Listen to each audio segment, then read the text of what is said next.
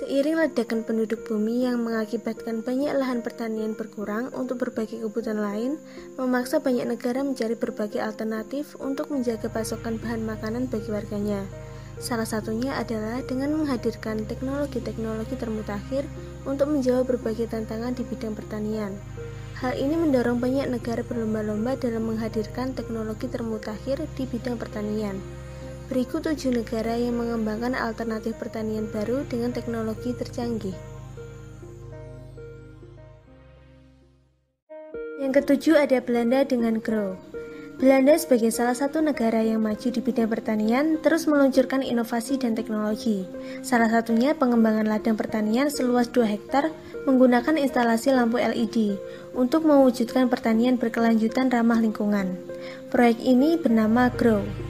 Grow ini sendiri terinspirasi teknologi sains dari cahaya fotobiologi dengan kombinasi cahaya biru, merah, dan ultraviolet yang dapat meningkatkan pertumbuhan tanaman serta mengurangi pemakaian pestisida hingga 50%. Tujuan proyek ini menciptakan landscape pertanian masa depan dengan mengubah bahaya penggunaan pestisida menjadi sebuah keindahan melalui pemandangan lampu LED di ladang pada malam hari. Keenam, Israel dengan drip irrigation. Drip irrigation atau irigasi tetes merupakan suatu sistem irigasi yang tengah populer pada masa ini. Sistem ini lebih menekan pada tingkat keefektifan serta keefisienan air irigasi yang diaplikasikan pada lahan budidaya. Membicarakan sistem drip irrigation berarti berbicara mengenai netafim. Irigasi tetes bukan saja soal distribusi air langsung ke akar tanaman secara efisien dan efektif, tapi juga berarti suplai nutrisi sesuai siklus tumbuh setiap tanaman. Saat ini produk netafim sudah melalang buana ke berbagai belahan bumi lain termasuk Indonesia. Kelima, ada Amerika lewat NASA yang berkebun di luar angkasa. Dengan fasilitas Vegetable Protection System, Badan Penerbangan dan Antariksa Amerika Serikat atau NASA mulai menumbuhkan sayuran di Stasiun Luar Angkasa Internasional. Upaya NASA berkebun di antariksa ini merupakan bagian dari sebuah riset. Tujuannya pada masa depan, bahan makanan bisa diproduksi langsung di antariksa dan astronot bisa makan sayuran organik yang segar. Sebagai sumber cahaya untuk bercocok tanam, NASA menggunakan lampu LED berwarna merah, hijau, dan biru. Sumber karbon dioksida dan air berasal dari astronot, dari nafas yang dikeluarkan dan limbah cair untuk mengontrol suhu dan faktor lain. Saat siap dipanen, sayuran yang ditumbuhkan akan dikirim ke bumi dan dibandingkan dengan sayur yang tumbuh di kebun biasa dari sisi keamanan, rasa, dan nutrisinya.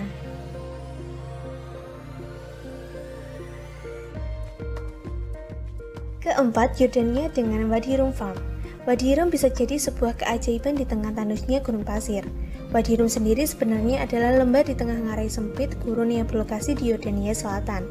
Di sana terdapat perkebunan subur yang menjadi sumber makanan bagi penduduk Yordania. Wadi Rum sering juga disebut Valley of the Moon karena lokasinya memang tandus. Namun yang unik di lokasi tersebut terlihat lingkaran-lingkaran raksasa berwarna hijau yang kontras dengan warna pasir di sekitarnya. Lingkaran hijau itulah perkebunan yang terdapat di Wadi Rum. Bagaimana bisa tanaman tumbuh subur di lingkaran-lingkaran kebun tersebut? Dilansir oleh Amusing Planet, rahasianya ternyata dari sistem pengairan yang mengalirkan air dari pegunungan di Arab Saudi yang memang letaknya dekat dengan Wadi Rum. Air tersebut mengalir dari akuifer bawah tanah yang dibuat dengan kedalaman 30-400 meter. Mereka memakai sistem pengairan berjalan melingkar seperti konon telah dipakai oleh orang Mesir kuno.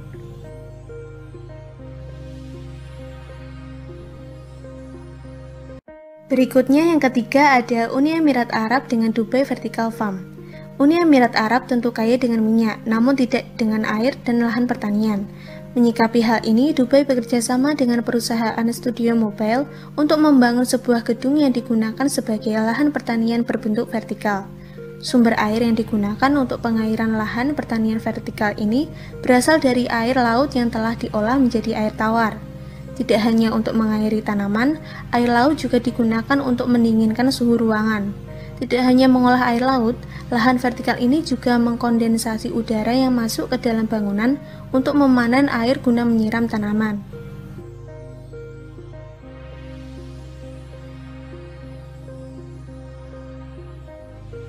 Yang kedua, ada Jepang dengan Japanese Hydroponic Vertical dan Rice Transplanter.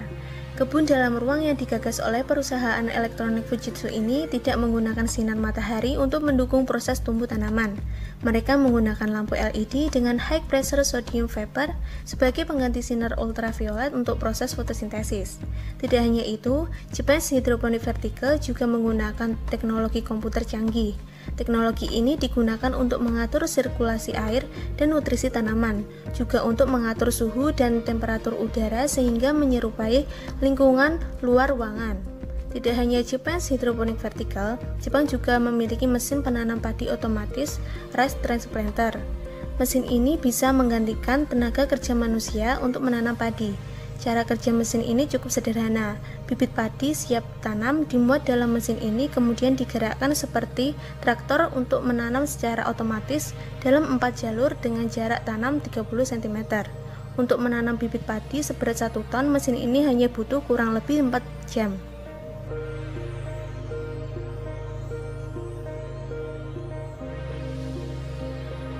Dan yang pertama ada Italia dengan Nemo's Garden. Berkebun tidak cuma bisa dilakukan di daratan lagi. Kini sebuah proyek di Italia bagian utara telah merevolusi produksi pangan untuk masa depan dengan membudidayakan tanaman sayuran di dasar laut sedalam 100 meter.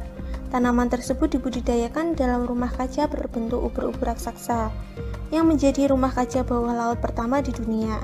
Kebun bawah laut merupakan solusi alternatif terhadap masalah kekurangan lahan dan tanah subur, kurangnya air bersih dan suhu ekstrim. Tentu kebun ini jauh dari hama tanaman dan berbagai serangga pengganggu lainnya. Berbagai sayuran ditanam dengan sistem hidroponik di dalam laut. Air untuk mengairi tanaman ini berasal dari air laut yang sudah diolah menjadi air tawar.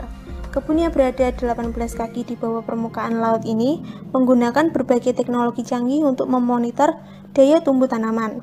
Banyak kamera web yang terhubung dengan internet diinstal di kebun sehingga bisa dimonitor dengan mudah.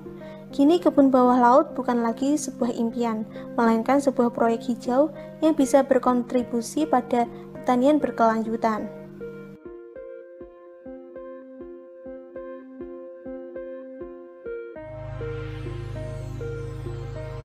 Itu dia 7 negara yang mengembangkan alternatif pertanian baru dengan teknologi tercanggih. Dengan berbagai inovasi alternatif teknologi tersebut, maka kebutuhan konsumsi manusia di masa mendatang tak perlu dicemaskan lagi.